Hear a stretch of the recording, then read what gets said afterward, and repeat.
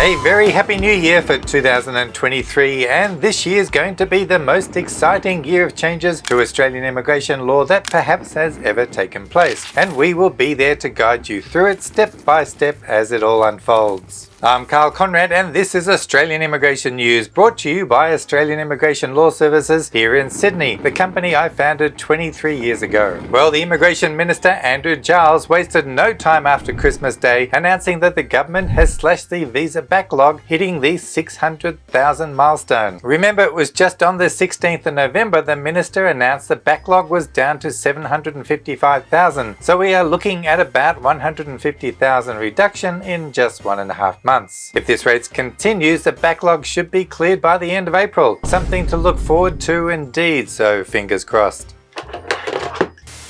The government has now hired 400 extra staff since coming into office, and the department has processed over 4 million visas since May. Very proud of this fact, the minister said in his press release. This has made a huge difference to the lives of Australians reconnected with their loved ones before Christmas, and to addressing the skills shortages that have affected us all. The minister also announced an extension to allow backpackers to work with a single employer for the length of the visa. This is indeed good news for them, and employers can now look forward to long-term stability for their staff. And speaking of backpackers, the government has already improved processing times to less than 1 day in many cases. There have also been calls to raise the age limit of the working holiday visa to 50 to attract experienced professionals and other skilled workers. Now, despite this great processing advancements and tens of thousands of invitations being sent out, it seems that the skills shortages have only gotten worse, as 7 News broadcasted last week. From winemakers in Canberra, we need extra people, to emergency departments across the nation. We've just hit crisis situation. Dire workforce shortages putting pressure on hundreds of industries, and it's going to get worse. There have been a number of submissions to the government on how to tackle this issue. The building industry has urged the government to add an extra 58,000 skilled visa places to fight the shortages in the construction industry. The Masters Builders Association is calling for 200,000 places for these skilled visas alone, including a plan to bring in South Pacific construction workers. The Grattan Institute has also waded in with its own report outlining that a reset of Australia's skilled migration program can lift Australians' living standards, attract global talent, raise Australia's lagging rate of productivity, and boost federal and state government budgets by billions each year. They have recommended the following: employers be allowed to sponsor anyone for permanent residency earning over $85,000 per year, and to abandon the outdated occupation list. Scrap the Business Investment and Innovation Program, which selects older and less skilled migrants, saving government budgets up to $34 billion over the next 3 decades. Employers be allowed to sponsor for temporary visas for any occupation if the income is over $70,000 per year, and scrap the labour market testing requirement for employer-sponsored visas. Also, Universities Australia has come forward with their own plan for the migration future.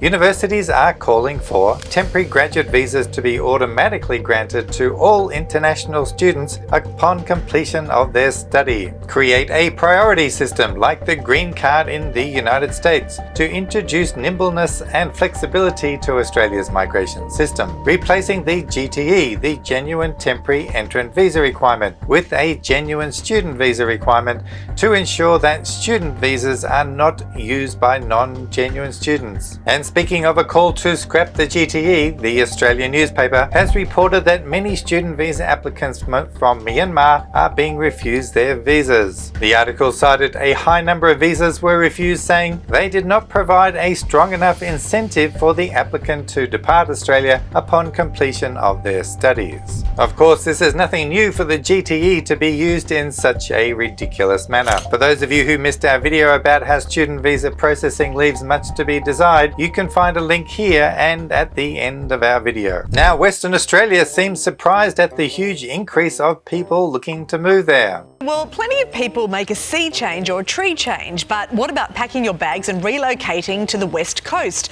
Well, in 2020, Perth saw a 37% increase in net migration, and this year that number has skyrocketed to a whopping 138%. Since the doors swung open after the pandemic and the huge increase in sponsorship places for the 190 and 491 visa, those out west seem a little surprised in all of the interest. Part of the reason for the increase in migration to WA can also be attributed to aggressive marketing campaigns the government is running to get international students into the state. However, concerns have been raised. Where are they going to house them all? According to WA Today, there has been growing concerns that now students are returning to pre-pandemic levels. It has prompted a call for Western Australians to open up their homes to international students. There are pleas for households to partake in the traditional homestay arrangements, where you can put up an international student if you have a spare room. However, it's not surprising now that they have so many students and not enough housing to put them in. Firstly, they have a generous state sponsorship arrangements which alone will attract many students to study in WA. And secondly, the state government has been running an aggressive marketing campaign, spending millions of taxpayers' money to attract them all. $16.8 million to be precise.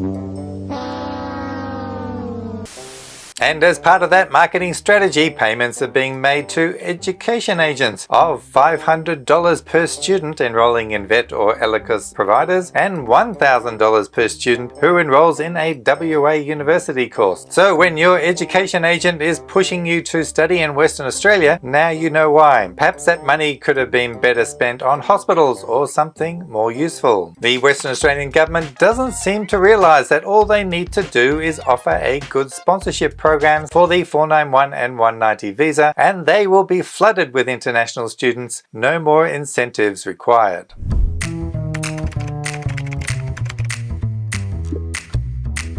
And now it's time for our first reader's comment for the year. Now, with all the good news regarding quick processing times on working holiday visas, it is likely to upset many of our viewers, especially TW, who wrote in to complain about their 300 visa processing time taking over 26 months so far. Hi Karl, it's been 26 months already since I lodged the subclass 300 visa. Please give me any advice. What should I have to do, or can you tell me how many months do I still need to wait? It must be incredibly frustrating for all of you out there waiting such a long time for your visas to be processed when we report on new visas being processed so quickly. And you are right, it is not fair at all. All we can say is that the processing times are improving dramatically and your time should come soon, so just hang in there. So are you all ready for a big year? I know we are. This program runs weekly, and in addition to other informative videos we make about Australian immigration law and policy. To make sure you don't miss any juicy facts, make sure you subscribe to this channel and continue to support us by hitting that like icon. As always, take care out there and I'll see you next time, so bye for now.